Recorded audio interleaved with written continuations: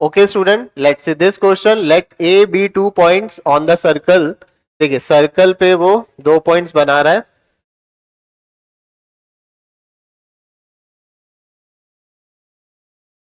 ठीक है, पहले हम इसको समझ लेते हैं कि 2 पॉइंट्स लेट्स से Z1 और Z2, ये A है और ये आपका B है. और B 2 point on the circle, radius R है, Z1 respectively, then find the complex number representing the point of intersection. Okay, तो इसका point of intersection basically इससे टेंजेंट बनाई गई, तो इसका पॉइंट ऑफ इंटरसेक्शन कुछ आया होगा. लेट से उसको मैं नाम दे देता हूँ Z3. तो वो Z3 पूछ रहे हैं आपसे, Z3 पूछ रहे हैं. और यहाँ पे मान लीजिए मैं सेंटर बना देता हूँ, तो ये सबको मालूम है ये 90 डिग्री होगा, राइट. तो क्या मैं इसमें भी कंसेप्ट ऑफ रोटेशन से इसको भी सॉल्व कर सकता हूँ, क्योंकि ये एंगल थीटा और ये भी एंगल थीटा होगा, तो मैं इसमें भी कंसेप्ट ऑफ रोटेशन, कोऑर्डिनेट निकालने के लिए सबसे बेस्ट है कंसेप्ट ऑफ रोटेशन. तो हम कैसे यूज कर रहे हैं उसको ध्यान से देखिएगा. अब मैं क्या करता हूं, ये क्लॉकवाइज और इसको एंटी क्लॉकवाइज. ठीक है, तो देखिएगा कैसे यूज कर रहा हूं. और मुझे Z3 चाहिए, तो मुझे बताइए अगर मैंने ये किया तो फाइनल वेक्टर ये है. अच्छा, ये भी मुझे कुछ लेना पड़ेगा.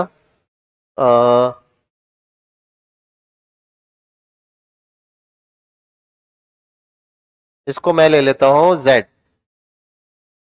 और आई थिंक रेडियस R दिया हुआ है, ये ध्यान रखिएगा, रेडियस R दिया हुआ है. ठीक है, और इसको मैं Z0 बोल देता हूं इस वाले को.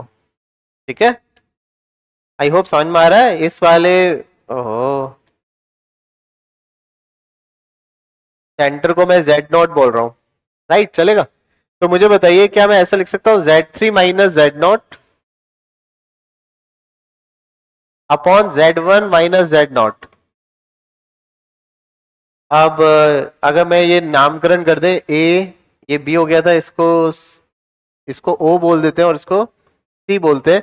तो यहाँ पे Z3 माइनस Z0 यानी OC और Z1 माइनस Z0 यानी R.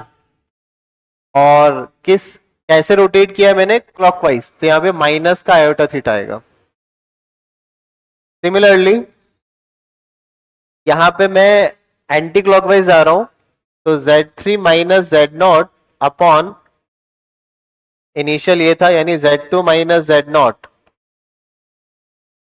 तो ये भी आ जाएगा OC अपॉन R. अब दिस टाइम ये आयोटा थीटा लिखेंगे हम इसको, राइट. आई होप ये सारी चीज समझ में आ रही होगी. अब क्या करना है, मुझे Z3 चाहिए, यानी कहीं ना कहीं ये सब एलिमिनेट होना है.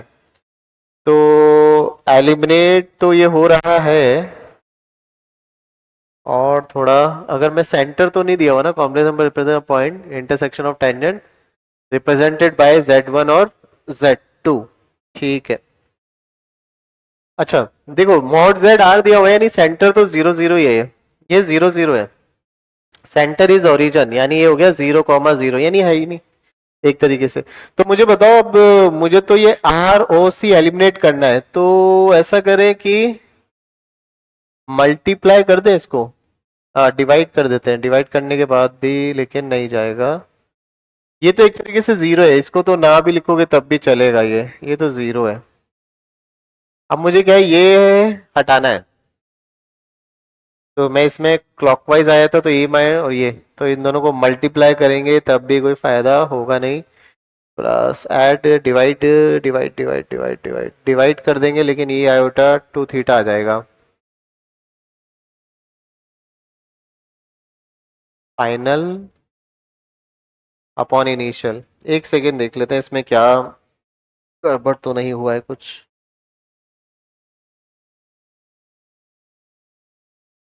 ठीक है, एक्चुअली थीटा एलिमिनेट नहीं हो रहा. 90 डिग्री अगर करें, हाँ ऐसा करते हैं, ये वाला रोटेशन यूज ना करके हम ये वाला रोटेशन यूज करते हैं. इसको रहने दो, आप इसको रहने दो. ये 90 डिग्री दिख रहा है, ये हमें नॉन है, तो हम क्या करते हैं, यहां से ये वाला रोटेशन, और ठीक है यहां से ये वाला रोटेशन पकड़ते हैं ना. तो क्या आएगा यहाँ से, Z3 माइनस Z1, और ये वाला ये हो जाएगा 0 माइनस Z1।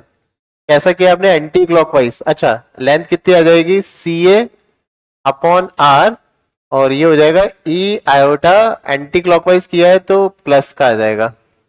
और ये वाला कैसा किया है? क्लॉकवाइज, यानी Z3 minus Z1, 0 minus Z1, same यही रहेगा ना, CA अपॉन R।